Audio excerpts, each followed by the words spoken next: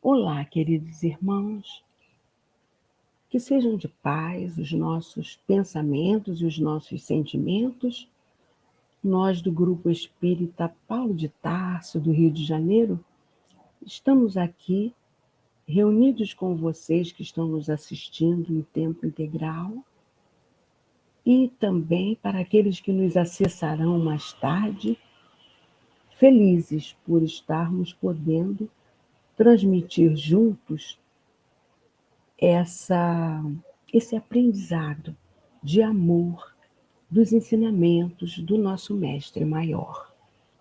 O importante é prosseguirmos firmes, elevando sempre os nossos pensamentos a Jesus e buscando o entendimento das suas verdades. Para tal, vamos fazer a nossa prece inicial. Graças a Deus, obrigada, Senhor Jesus, por essa oportunidade abençoada de realização do nosso Evangelho no Lar online. Pedimos a vossa proteção, Senhor, bem como desses guias e amigos espirituais enviados por vós para nos inspirar, que possamos captar essas inspirações, trazendo uma reflexão abençoada para todos que participarem conosco desse estudo. Agradecemos ao nosso Pai Maior por essa oportunidade que nos permite, ao tempo que pedimos a Ele, muita proteção e a devida permissão para iniciar o nosso encontro de hoje, dando juntos graças a Deus. Assim, meus irmãos queridos, nós vamos continuar o estudo daquele capítulo maravilhoso do Evangelho segundo o Espiritismo, o capítulo 5, Bem-aventurados os aflitos. É de uma riqueza enorme esse capítulo do Evangelho. Então, estamos indo com calma, estudando item a item, para sorvermos esse conhecimento com profundidade. Hoje, os subtítulos são Os Tormentos Voluntários. E o item que nós vamos estudar é o item 23. Vamos iniciar a leitura. O homem está incessantemente em busca da felicidade que lhe escapa sem cessar, porque a felicidade sem mescla não existe sobre a terra. Entretanto, apesar das vicissitudes que formam o cortejo inevitável desta vida, poderia pelo menos gozar de uma felicidade relativa, mas ele a procura nas coisas perecíveis e sujeitas às mesmas vicissitudes, quer dizer, nos prazeres materiais, ao invés de a procurar nos prazeres da alma, que são um antegozo dos prazeres celestes, imperecíveis. Em lugar de procurar a paz do coração, única felicidade real deste mundo, é ávido de tudo aquilo que o pode agitar e o perturbar. E, coisa singular, parece criar propositadamente tormentos que não lhe cabe senão evitar. Vamos então, meus irmãos, agora dar uma paradinha para refletirmos nesse primeiro parágrafo lido, não é? Para tanto, o homem que busca esses tormentos voluntários, nós entendemos que é aquele espírito mais preocupado com o ter, não é? Ter as aquisições materiais, os prazeres materiais, do que com o ser, ou seja, com os prazeres da alma, o enriquecimento do próprio espírito imortal. Bom, a espiritualidade já havia nos alertado no Livro dos Espíritos, lá na questão 920, né, acerca disso. Então, e por que o homem não pode gozar de completa felicidade na Terra? Aí a espiritualidade esclarece. É porque a vida lhe foi dada como prova e expiação. O nosso planeta é um planeta de provas e expiações, não é verdade? Dele, porém, depende a suavização de seus males e o ser tão feliz quanto possível na Terra. A felicidade na Terra, meus irmãos, será concebida quando a humanidade houver se transformado. Por isso, Kardec traça uma analogia da vida terrena com uma viagem. Então, ele diz que aquele que se esforça no bem, buscando cumprir as leis de Deus, que é consciente da imortalidade da alma, não vê na vida corporal mais do que uma estação temporária, uma como parada momentânea em péssima hospedaria. Facilmente se consola de alguns aborrecimentos passageiros, de uma viagem que o levará a tanto melhor posição, quanto melhor tenha cuidado dos preparativos para empreender essa viagem.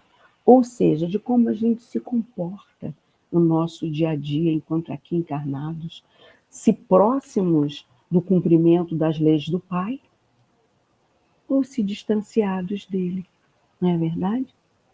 Então, sendo homem, o próprio obreiro da sua infelicidade, o Kardec acrescenta que já nesta vida somos punidos pelas infrações que cometemos das leis que regem a existência corpórea, sofrendo os males consequentes dessas mesmas infrações e dos próprios excessos. Não é verdade? Aquele que bebe demais vai ter problemas de saúde. O que come demais também. Todos os excessos no sexo, no fumo, tudo isso nos traz consequências. Na maioria dos casos, as nossas desgraças terrenas são a consequência de um primeiro afastamento nosso do caminho reto. Desviando-nos deste, enveredamos por outro mais, e de consequência em consequência, caímos na desgraça. Então, meus irmãos, ainda ontem eu estava ouvindo o noticiário e vi que a Prefeitura do Rio está desenvolvendo um programa de resgate à dignidade da vida de pessoas em situação de rua. E a maioria dos entrevistados dessa matéria foram irmãos que começaram pelo caminho das drogas. começaram pelo caminho das drogas, foram cada vez mais precipitando-se, né? Perderam o emprego, a família os abandonou, e eles chegaram a essa degradação. E agora, certamente, com inspiração do alto, esse projeto da prefeitura está conseguindo resgatar alguns desses irmãos, mas são muitos. Então, a necessidade da divulgação dessas verdades e da caridade que possamos fazer é imprescindível para que haja, né, esse restabelecimento desses irmãos e de degrau em degrau vão se aprofundando no lodo das sombras, não é? Das expiações da vida. Vamos prosseguir a leitura. Bom, haverá maiores tormentos que aqueles causados pela inveja e o ciúme? Para o invejoso e o ciumento não há repouso. Estão perpetuamente em febre. O que eles não têm e o que os outros possuem lhes causam insônia. Os sucessos dos seus rivais lhes dão vertigem. Sua emulação não se exerce senão para eclipsar seus vizinhos, ou seja, a emulação é aquele desejo de sempre ser melhor que o vizinho, entendeu? Toda a sua alegria está em excitar nos insensatos como eles a cólera do ciúme de que estão possuídos. Pobres insensatos, com efeito que não sonham que talvez amanhã lhes será preciso deixar essas futilidades cuja cobiça envenena a sua vida. Não é a eles que se aplicam essas palavras. Bem-aventurados os aflitos, porque serão consolados. Porque seus cuidados não são daqueles que têm sua compensação no céu. Então, vamos entender mais esse parágrafo, não é? E Kardec nos ajuda a isso na questão 926 do Livro dos Espíritos. Nos ajuda a esse entendimento, entendeu? Então, criando novas necessidades, a civilização não constitui uma fonte de novas aflições? Realmente, meus irmãos, a gente vê pessoas ansiosas para adquirir o novo celular que chegou, né? O iPhone mais potente. É claro que muitas vezes necessita, por causa até de profissão. Mas essa busca incessante, não é? Muitas vezes torna-se doentia. Os males deste mundo estão na razão das necessidades factícias que vos criais. Há muitos enganos se poupa nesta vida aquele que sabe restringir seus desejos e olha sem inveja para o que esteja acima de si. O que menos necessidade tem, esse é o mais rico. E aí, Kardec ainda acrescenta: invejais os gozos dos que vos parecem os felizes do mundo. Sabeis, porventura, o que lhes está reservado? E aí a gente reflete, meus irmãos, nas redes sociais. Todo mundo é feliz, todo mundo está sorrindo, todo mundo está curtindo, fotografando os lugares que frequentam. E isso causa essa inveja, muitas vezes, daqueles que não podem estar fazendo aquilo. Mas nem se sabe se aquela pessoa que está naquele lugar aprazível, se ela está feliz internamente, o que se passa no seu interior, ou se é só uma necessidade de autoafirmação que pode, que tem, entendeu? Bom, ele continua. Se os gozos são todos pessoais, essas pessoas que demonstram essa felicidade toda, pertencem eles ao número dos egoístas. Agora, o reverso, então, virá. Deveis de preferência lastimá-los.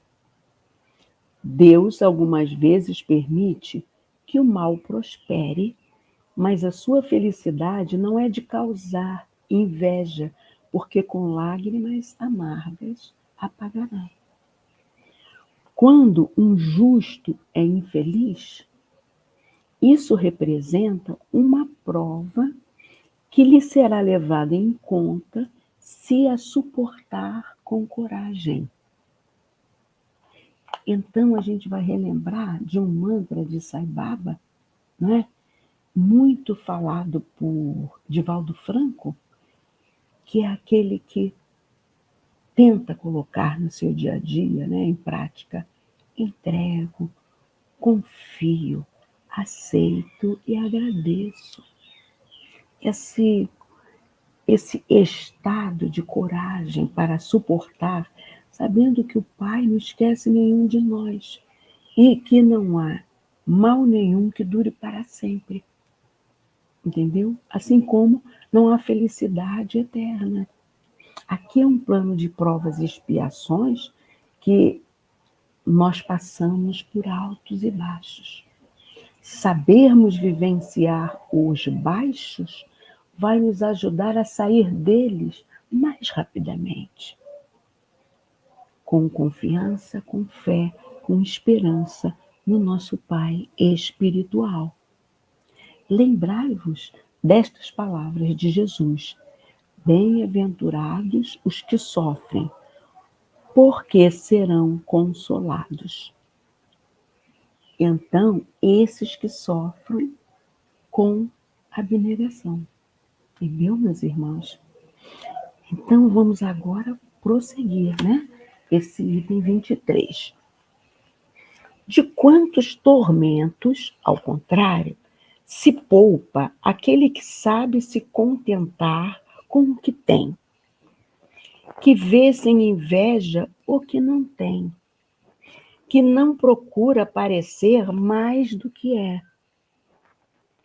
Ele está sempre rico porque se olha abaixo de si, em lugar de olhar acima. Verá sempre pessoas que têm menos ainda. É calmo, porque não cria para si necessidades quiméricas, ilusórias, né? E a calma no meio da tempestade da vida não será felicidade? Essa foi uma mensagem do item 23 de Fénelon, em Lyon, França, né, 1860. Então, quando a gente olha para o mais baixo, meus irmãos, a maior oportunidade que temos quando fazemos isso é a prática da caridade. Às vezes a gente está assim tão para baixo, não é? Mas se a gente se propõe a visitar um asilo, se a gente se propõe a visitar um abrigo de menores, para levar um pouco do nosso carinho, do nosso conforto espiritual, e até material, a gente vai ver situações tão difíceis. A gente visita um hospital, um presídio, a gente vai ver situações tão mais difíceis que as nossas, que a gente vai ter ânimo de lutar para cada vez mais poder melhorar no sentido de ser útil e não no sentido de ser melhor que ninguém. Não é verdade? Então, como pode o homem conhecer os limites do necessário para não cair nessas enrascadas da vida, né, meus irmãos? E aí a espiritualidade nos responde, desculpa, lá na questão 715 de O Livro dos Espíritos, o seguinte: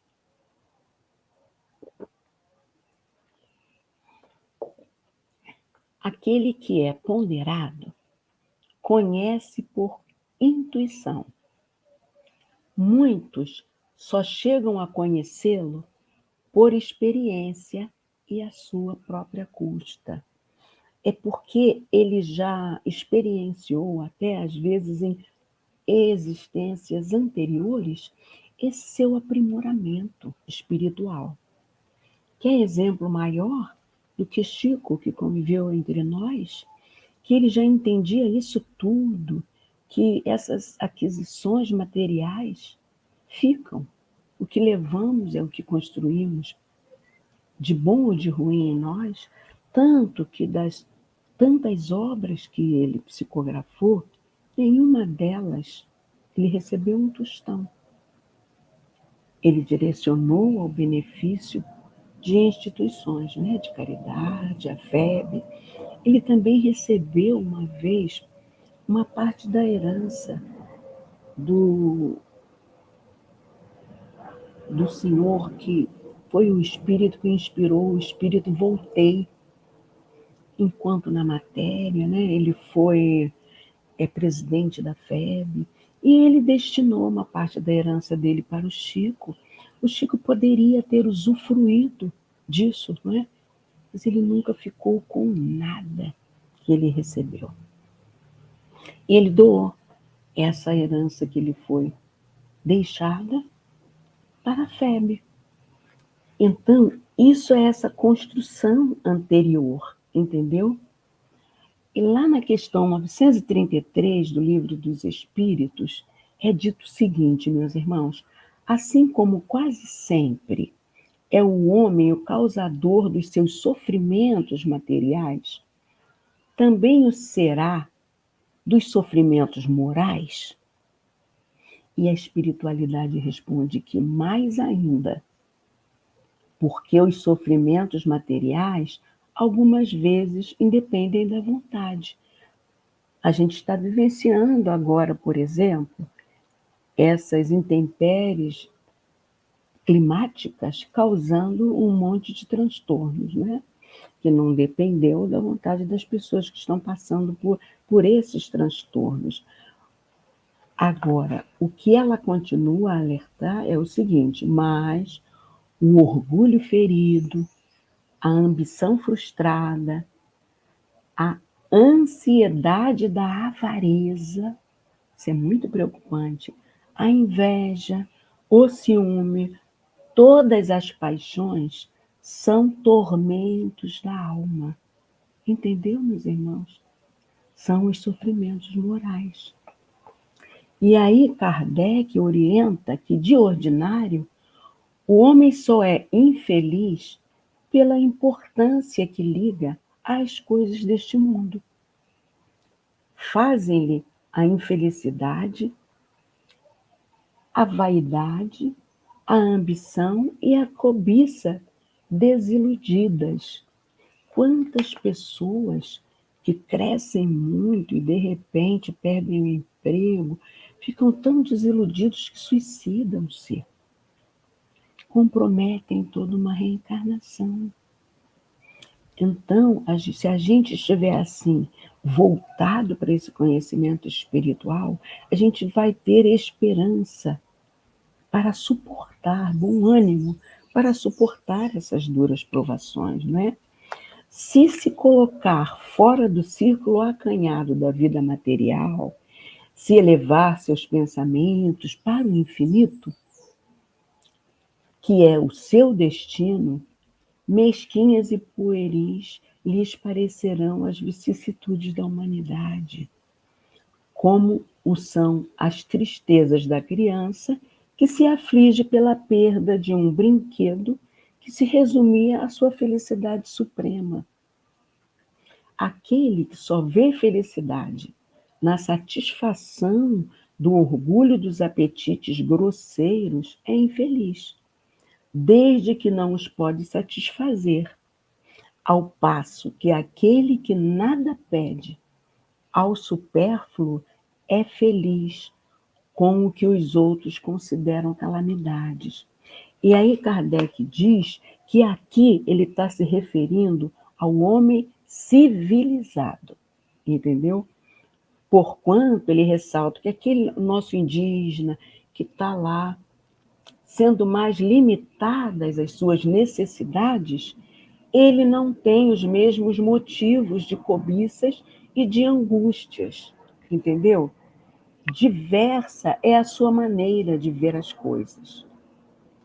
Agora, como civilizado, o homem raciocina sobre a sua infelicidade e analisa. Por isso é que esta o fere, mas também lhe é facultado raciocinar sobre os meios de obter consolação e de analisá-los. Essa consolação ele a encontra no sentimento cristão, que lhe dá a esperança de melhor futuro, e no espiritismo, que lhe dá a certeza deste futuro. Então, meus irmãos, é muito lindo, não é verdade?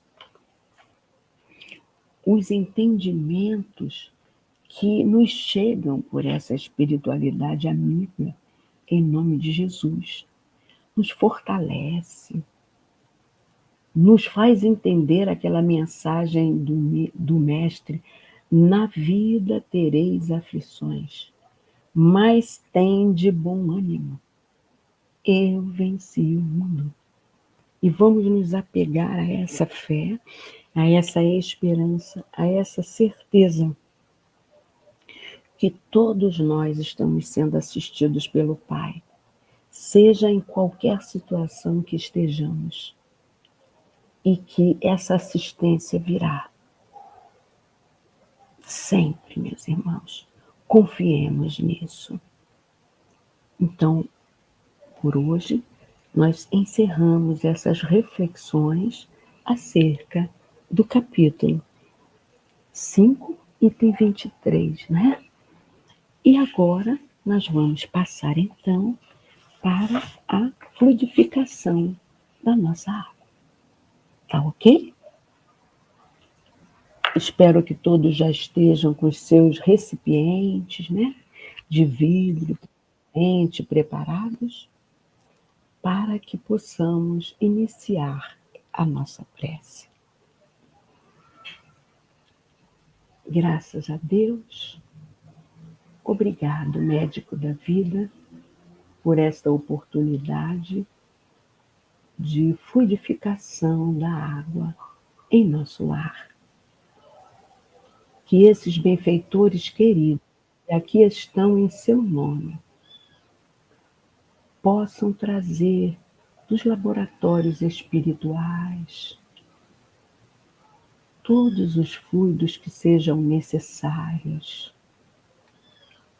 Que esses fluidos, unidos aos nossos humildes fluidos, mas doados com amor, possam fazer a transformação desta água num remédio balsâmico e precioso para as pessoas que dela fizerem uso. Humildemente, Senhor, nós vos suplicamos, em nome do nosso Pai, amado e misericordioso. Graças a Deus. E assim, meus irmãos, nós estamos chegando ao término, né, do nosso Evangelho no Lar de hoje. Felizes e agradecidos por tê-lo realizado, por termos contado com tanta proteção. Chegou a hora de agradecermos. Então, vamos elevar os nossos pensamentos ao alto para a nossa prece final. Graças a Deus. Obrigada, Jesus. Obrigada, guias e mentores espirituais. Obrigada a Ti, Pai amado e misericordioso. Felizes e agradecidos, Pai, por esse banquete de luz, de esclarecimento, que nos foi permitido vivenciar. Nós colocamos em prática a nossa caridade. E te pedimos nesse momento auspicioso, Pai, proteção para todos os nossos irmãos que estejam enfermos, necessitando da sua ajuda. Mentalizamos aqui a nossa querida irmã Vânia, que compõe aqui o nosso estudo do Evangelho e que encontra-se em recuperação cirúrgica. Pedimos pelo nosso irmão Paulo, fundador desse grupo espírita Paulo de Tarso, também necessitado da sua assistência, para o nosso querido irmão Itamar, que todos eles possam ser fortalecidos em suas necessidades, e para todos aqueles irmãos que estejam, neste momento, necessitando do seu amparo, da sua proteção e da sua luz. Que os seus benefícios possam penetrar-lhes célula a célula, curando as malsãs, substituindo-as pelas sãs. Que a sua paz, Senhor da vida, possa se estender a todo o nosso planeta, a todas as dores do mundo, que são muitas. Amparai, Senhor, a todos os aflitos. Humildemente nós vos suplicamos. E assim, com muito amor e gratidão no coração, é que te pedimos, Pai amoroso, muita proteção e a devida permissão para encerrarmos o nosso Evangelho no Lar de hoje, dando todos juntos a uma só voz, do fundo dos nossos corações. Graças a Deus. Graças a Deus, meus irmãos, terminamos assim o nosso estudo abençoado de hoje. Fiquem conosco, nos acessem e não deixem de dar o seu joinha para que cada vez mais a nossa voz possa chegar a mais irmãos que queiram ouvir os esclarecimentos vindos da doutrina espírita. Muita paz a todos vocês e até o nosso próximo encontro.